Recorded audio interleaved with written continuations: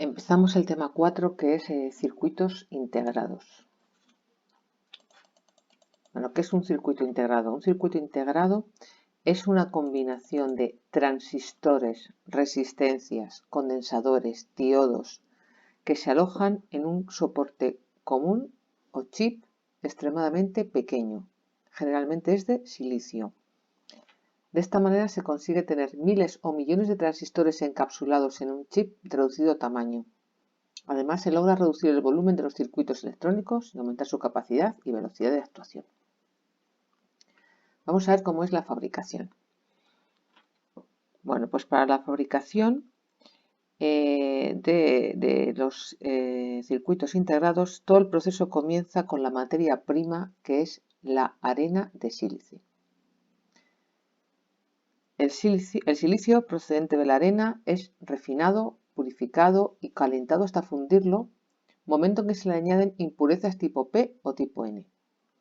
Al enfriarse, el semiconductor se va a solidificar en forma de lingotes cilíndricos de gran tamaño que posteriormente son cortados en discos de aproximadamente 1 milímetro de espesor, denominados obleas, que tenemos aquí. A continuación se realiza a la oblea un proceso de fotolitografía. Entonces vamos a ver un ejemplo partiendo de un transistor BJT tipo PNP.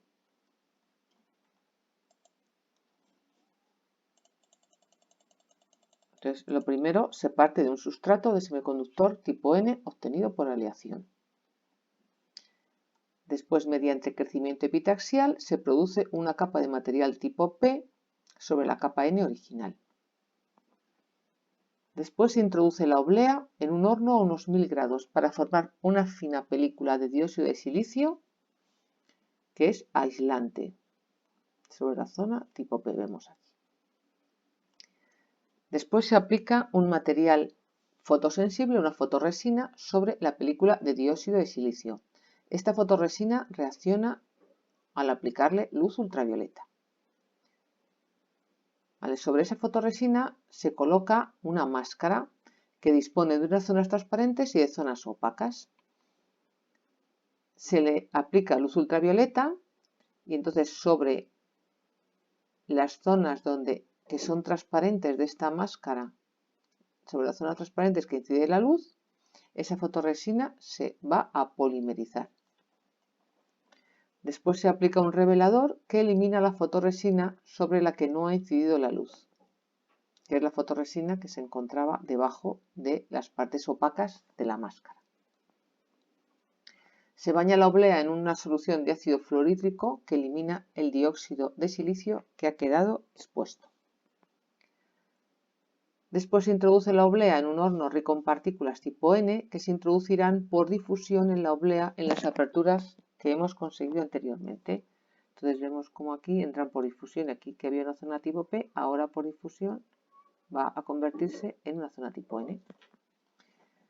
Se introduce la oblea de nuevo en un horno para reponer la capa de dióxido de silicio. Se vuelve a aplicar la fotorresina y se coloca la máscara. Se aplica luz que polimerizará la resina sobre la que incida. Se aplica de nuevo el revelador y el ácido fluorhídrico. Y después se deposita aluminio sobre la oblea, formando los terminales de conexión. Vemos aquí que en estos huecos que había aquí se han introducido los terminales de conexión, emisor, base, colector.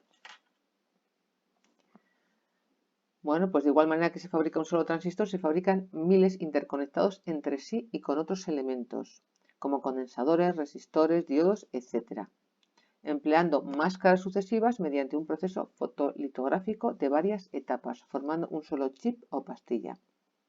A su vez, en una oblea se pueden fabricar centenares de chips a la vez. Aquí vemos este circuito integrado, en los que tenemos distintas zonas P, N, también tenemos terminales de conexión, tenemos aquí un transistor, aquí un diodo, condensadores, ¿vale?, interconectados entre sí.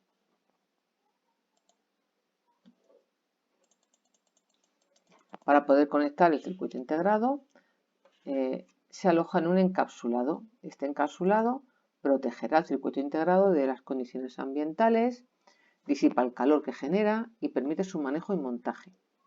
Existen varios tipos de encapsulado.